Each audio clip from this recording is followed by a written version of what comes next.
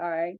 So welcome to Slapping with Truth. It's your girl Queen A. Y'all already know I don't bring nothing but the best of the best from all across the globe, right? Today we have a lovely guest on here. So he mentors youth. He actually has a podcast that he's working on with YouTube. He has a whole lot of extra things that he has his hands in. So without further ado, let me go ahead and give it up for Mr. Damon Lynch. Hey, Damon Lynch the fourth, right? Yes, ma'am. Okay, I was say, let me put some respect on his name, y'all. So I know. Well, yeah, that's more me putting respect on those other Damon's names because I don't want Right. anybody to get it confused. Yeah. Thank you for having me. Congratulations on your movement and everything you got moving. I'm watching. So I am what I would like to call a socialpreneur.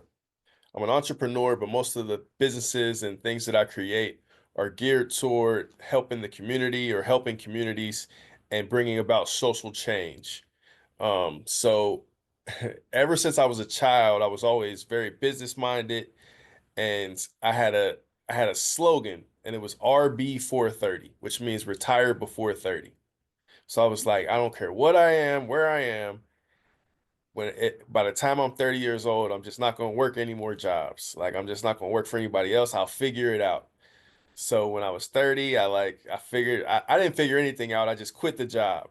And I'm actually 40 now. So this was 10 years ago. Uh, and I just tried to figure out what problems could I solve. And I've been maintaining ever since, trying to solve problems and help where I can and survive. Everything in this book makes sense. What you think is what is. So like when I talk to people and they be telling me what they think, and I'm like, well, that's what is. If that's what you think, then that's what is. Then that might not be what I think, so it might not be what is for me. But what you think is what is for you, and you're gonna create all the realities that you create for yourself. So, and this deals with a lot of that. So, with the law of attraction, that's the first book, and it was a series of books, and this was all around. I don't know. I was like 25. I don't know the age. Law of attraction. I was working at the airport, and at the airport, I was like, when the planes come in and everybody gets off the plane, I was the me and my guy. We would go on the planes and clean them for the next flight, right? And when you do that, people leave a lot of cool stuff. They definitely do.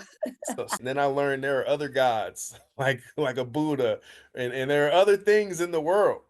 And this book correlates how even though there are other things, they're all the same. And then that took me back to the law of attraction, because what you believe is, like, whatever name you put on whatever the energy is still the energy. Mm. So it's the outliers of your life. It's the things. So somehow in my mind, that's my philosophy. I combine these three texts to understand that what you believe is and what they believe is. Now that's a big one. Kind of explain that for the people who don't get it.